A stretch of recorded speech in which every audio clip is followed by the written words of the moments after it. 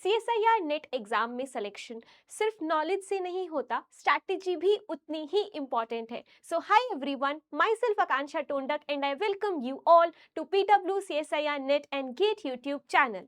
तो देखो, हर साल बहुत सारे बच्चे ये एग्जाम देते हैं और कुछ कॉमन मिस्टेक्स से उनका एलएस या जेआरएफ रह जाता है।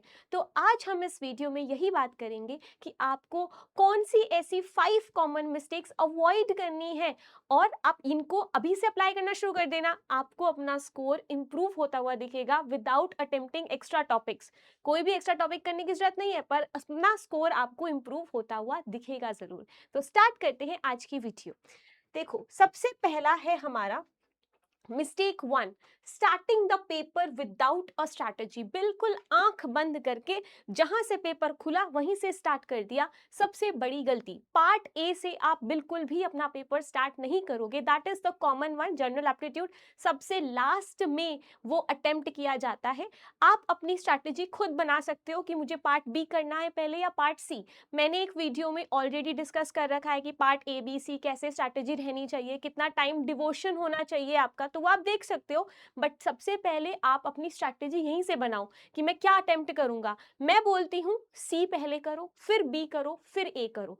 अब आपने अपना सीक्वेंस सोच लिया तो बिल्कुल आंख बंद करके पेपर को ऐसे ही अटेम्प्ट नहीं करना। आप अपने स्ट्रैटेजिकली आप वैसे प्रिपेयर करना, आप अपना अटेम्प्ट करना, ठीक है।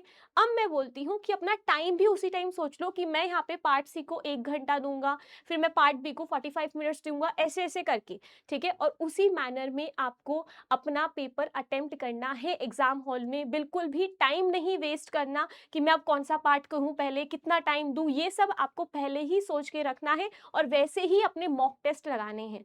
समझ गए? तो ये वाली मिस्टेक बिल्कुल भी आप नहीं करोगे। विदाउट स्ट्रैटेजी आप पेपर अटेम्प्ट नहीं करोगे। अभी से मॉक्स में लगाना स्टार्ट कर दो अपनी स्ट्रैटेजिकल, ठीक है। अब नेक्स्ट देखो, नेक्स्ट हमारी मिस्टेक क्या होती है। Mistake 2, spending too much time on one question.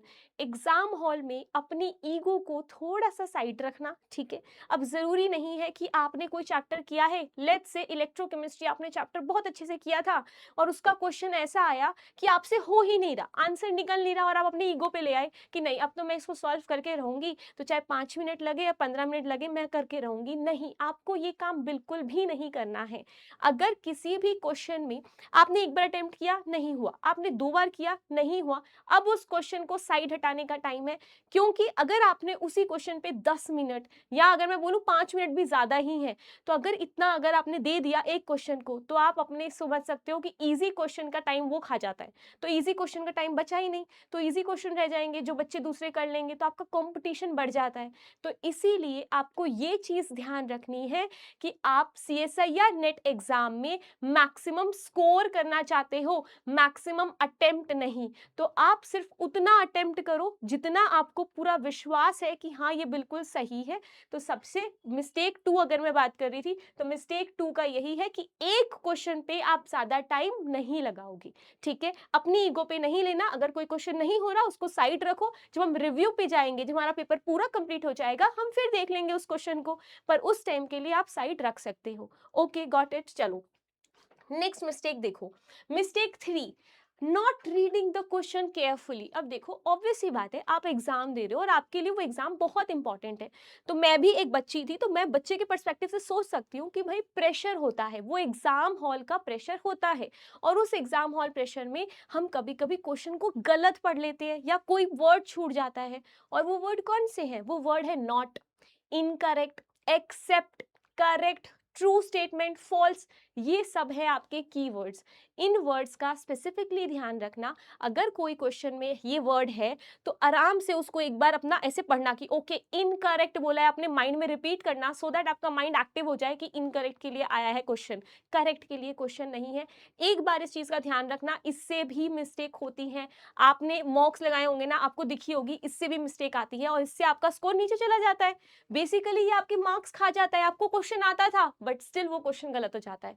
तो इसीलिए कभी भी क्वेश्चन को बिल्कुल ऐसे मत पढ़ना कि अरे ये तो क्वेश्चन इजी है, आराम से आंसर मार्क करूं। नहीं, एक तो इजीएस्ट क्वेश्चन में ऐसी गलती होती है, और कब होती है, जब हम बहुत हड़बड़ी में होते हैं। तो आराम से कामली आपको पेपर करना है, और अगर इजी क्वेश्चन आ जाए, पहले अगेन क्वेश्चन आप वैसे ही पढ़ोगे जैसे आप नॉर्मली पढ़ते हो, चाहे डिफिकल्ट क्वेश्चन हो या इजी क्वेश्चन हो। तो आराम से उस क्वेश्चन को पढ़ना एंड देन आपको अपना आंसर मार्क करना है। मिस्टेक नहीं करनी इनकरेक्ट करेक्ट स्टेटमेंट्स में, ठीक है। ये हमारी मिस्टेक 3 थी। Now mistake 4। मिस्टेक 4 क्या कहती है? Ignoring negative marking.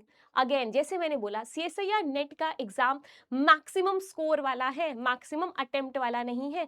तो अगर आपको ये विश्वास है कि हाँ इसमें से ना, मेरा इंस्टिंक्ट कह रहा है, मेरा फाउंडेशन जो मैंने बिल्ड किया है नॉलेज से, मेरा कह रहा है कि हाँ ए बी में से आंसर होगा और बी मुझे ज्यादा करेक्ट लग रहा है, तो बी मार्क कर देते हैं। This is a good choice. ये आप अपना नॉलेज के हिसाब से मार्क कर रहे हो। बट लेट्स सपोज एक बच्चा है, 4 ऑप्शंस हैं, उन चारों में से उसको अता पता भी नहीं है क्या ऑप्शंस है, बट स्टिल वो मार्क कर रहा है जय माता दी लगा के। तो ये सबसे बड़ी गलती है। क्यों? क्योंकि वो आपका सेफ स्कोर खा जाएगा। अगर आपके अच्छे खासे मार्क्स 90 बन रहे होंगे, लेट्स सपोज, एक तो उसने मार्क्स भी नहीं दिए और नेगेटिव और लेके जाएगा। इसीलिए नेगेटिव मार्किंग का ध्यान रखना है। बिल्कुल अंधाधुंध वाली तुक्के नहीं लगाते। तुक्के लगाए जाते हैं जब हमको थोड़ा बहुत बेस पता हो, अपनी नॉलेज पे थोड़ा सा विश्वास हो। ए बी दो ऑप्शंस एलिमिनेशन करो। सबसे पहले तो एलिमिनेशन कर लिया, अपने कॉन्सेप्ट पे खेलो। उन्हीं दो चॉइस से आप कह सकते हो तुक्के मारते हैं। ऐसे ही तुक्के नहीं मारते। अगर 4 ऑप्शंस में से आपको चारों ऐसे लग रहे हैं कि तो बहुत अलग है, उस क्वेश्चन को छोड़ देना। क्वेश्चन छोड़ना भलाई होगी, क्वेश्चन को अटेम्प्ट करना नेगेटिव मार्किंग ले लेगा, ठीक है। तो अगर आपको दो ऐसे ऑप्शंस लगे कि हाँ इन दोनों में से हो सकता है करेक्ट, तब आप तुक्का मार सकते हो, ठीक है। बट अपने इंस्टिंक्ट के साथ जाना, जो माइंड में सबसे पहला आता है कि शायद ए ही है, तो ए मार्क करके आ जाना। पर तभी जब आपकी नॉलेज है और जब आपको पता है कि हाँ उसमें एक कॉन्सेप्ट लग रहा है, ठीक है। तो मिस्टेक 4, इग्नोरिंग नेगेटिव मार्किंग। आप इग्नोर नहीं करोगे, याद रखना नेगेटिव मार्किंग है, ठीक है। Then next last mistake is not keeping time for review. क्यों? क्योंकि हमने तो कोई सीक्वेंस ही डिसाइड नहीं किया था, हमने टाइम ही डिसाइड नहीं किया था, तो हम आंख बंद करके बस करते गए सॉल्व, और लास्ट में हमें पता लगा कि ओहो टाइम तो खत्म हो गया।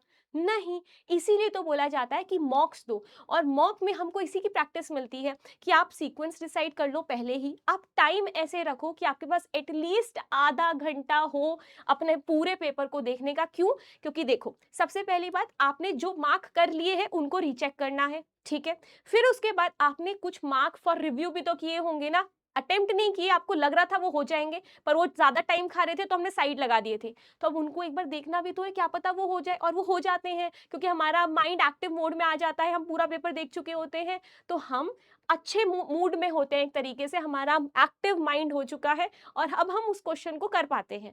तो आपको ध्यान रखना है कि आपका रिव्यू का टाइम बचे एटलीस्ट आधा घंटा, नहीं तो 20 मिनट तो प्लीज बचा लेना।